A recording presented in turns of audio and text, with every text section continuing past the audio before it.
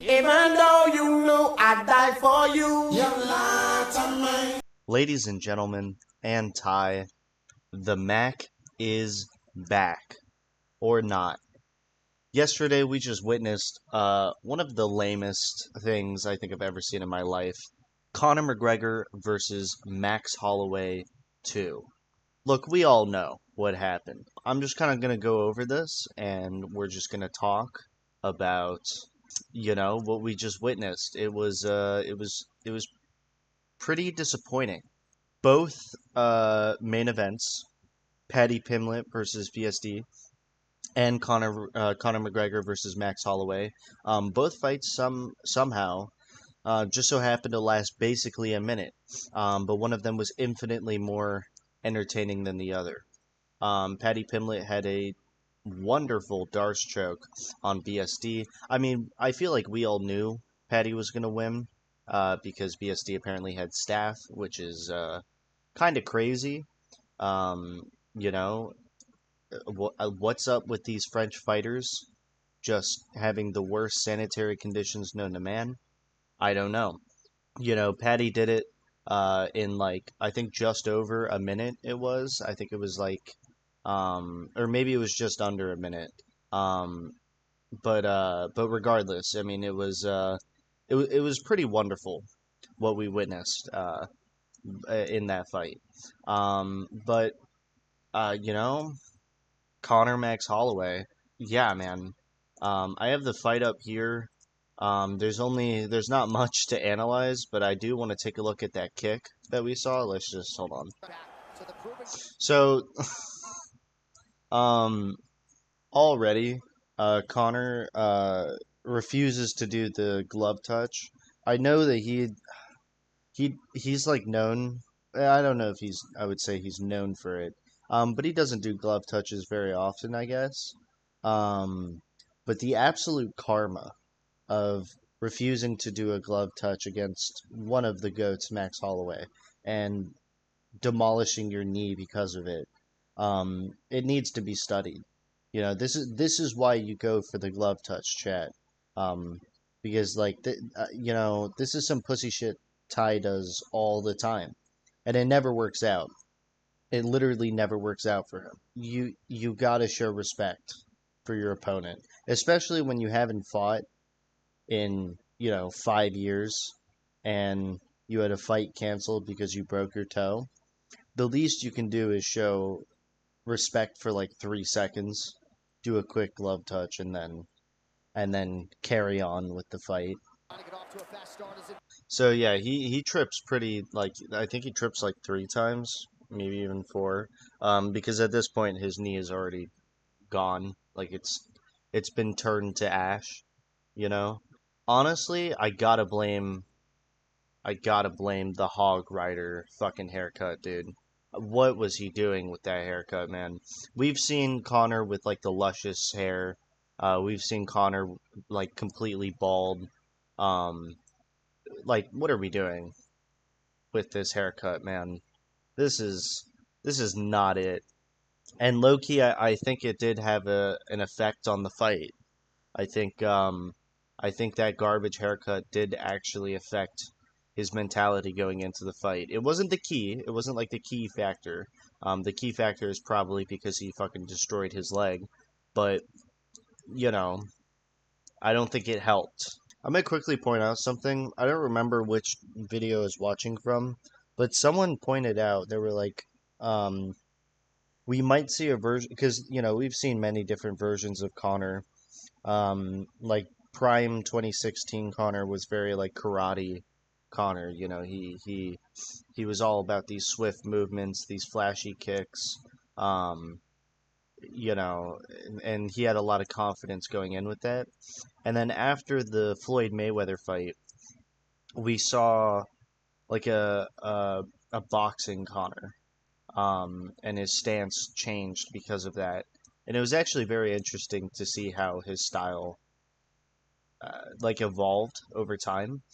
Someone pointed out they were like, we might see a grappling Connor, like a more ground game based Connor. And despite me betting on Max Holloway, I was very interested to see a grappling Conor in this matchup because we saw, again, Max Holloway versus Charles Oliveira. Holloway does not have the best ground game. So I thought it would be interesting, to see Conor try and pull that off because that Conor's never been known for his ground game, but he's had 5 years. Maybe he could learn some solid jujitsu, and that's how he would intend to to go against Max Holloway. All that to say, despite me betting on Max Holloway, seeing him on the ground here, I was like, oh wait, is it like maybe even though he tripped and injured himself, maybe he's going for a guard pull and wants the fight to be on the ground. Maybe that actually was the game plan. Um, but no, it was not. I could not have been more wrong. Yeah, he trips again. He goes for a long punch, and he just falls. That's what is that? Four, 3 times? I don't know. I'm sorry, I wasn't counting. Um, Whatever it was, he keeps falling. By this point, I was watching this and I was like, yeah, okay. He's not like he injured himself, and these trips are not on purpose. Like I was on a group call with a bag full of pussies. We were all like that. We were just like, what is happening? But deep down, I was like, this is Dustin Poirier 2 all over again. I was like, it's done. Like it's not. He's not going to be able to, because at least Dustin Poirier 2, we got a fight. I was like, dude, it's round one. We're not even a minute in. Ty is a pussy, bro. And shout out Max Holloway for this. He's gonna do it again. Like that's kind of what ends the fight. But Max, he said in the interview afterwards, he was like, he didn't want to keep beating up Conor because like he knew that Conor was injured, and they both had their families come out. They had thousands of fans watching in the stands, millions of fans watching on streaming. Like Max is like, I don't, this isn't what I wanted, and I respect that. I think that that's pretty admirable from Max to just be like, yeah, he's already lost. There's no point in further injury, you know. Yeah, and I mean you can see he winces. He kind of puts pressure on his right leg, which he was trying to keep on the back, and yeah, he winces. He kind of flinches, lifts his leg up in pain, and it was correctly called off for that. Um, but man, dude, man, this is high key like the New York Jets with Aaron Rodgers. But like unlike with Aaron Rodgers, which was fucking hilarious because it happened to tie, you know, this was at midnight for me where I was hoping to see a great fight with quite frankly the dude who got me into the UFC. I was there for 2016. I was like 11 years old, dude. Just a little jit who was watching prime Conor McGregor beat up Jose Aldo. Was that 2016? That was 2015. So, well, it's December 12th, 2015. So, um, damn, yeah. So I was like 10 years old when I saw that. I don't know. I don't know. Did I actually think that we would get a prime Conor McGregor comeback? Of course not. This isn't the first time that we've seen a fighter unretire um, to try and I'm gonna talk about my theory of why I think he came back. I know that this has been in the works, but I'm gonna talk about my theories. But again, this isn't the first time that we've seen this happen. Um, but like but it just, I don't think it ever works out, man. Honestly, I'm trying to think of an example, um, but I can't off the top of my head. I don't know anyone who's unretired and came back to huge success like that in UFC. I can't think of any. So a lot of people were saying that they think um, Conor came in with an injury. The him taking off his shoe was like the big thing that people were talking about. Conor posted on Twitter, uh, uh, actually today, this morning, as of the time of recording this, that he had no injuries going into the fight. Do I believe him is the question. Because think about it like this. He already pulled out of Michael Chandler because of a broken toe, I think like 3 days before the fight. And then had he pulled out of this, like he's would be so unfathomably unreliable. And quite frankly, he has like one more fight on his contract, I think, um, before he would need to re-sign or go away from the UFC. I think he's just trying to ride out that contract because he wants to go box, which I think is the smart play for him. I think, he's like 37. He's had some serious injuries in the legs.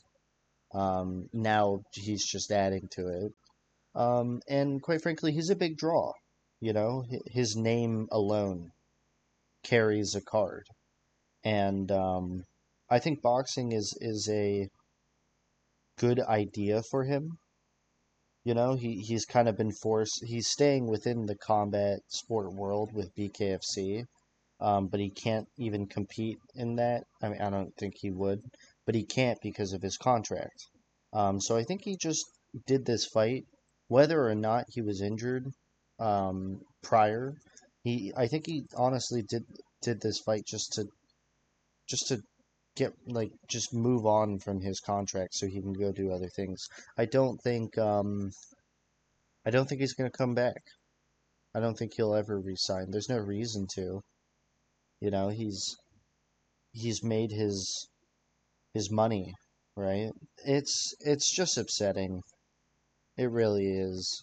And we have no one to blame but Ty.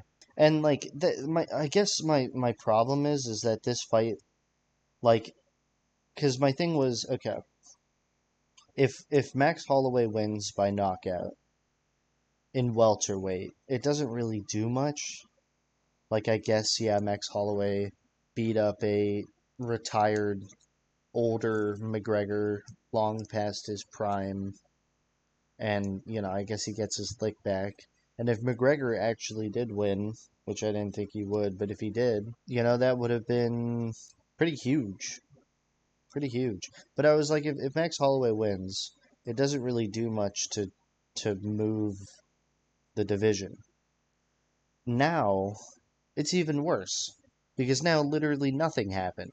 We're like, okay, Conor injured himself and Max Holloway fought, and he can make weight for welterweight, which was not a question I think anyone had. So this fight literally meant nothing. Back in the let's go. She like I smell cologne.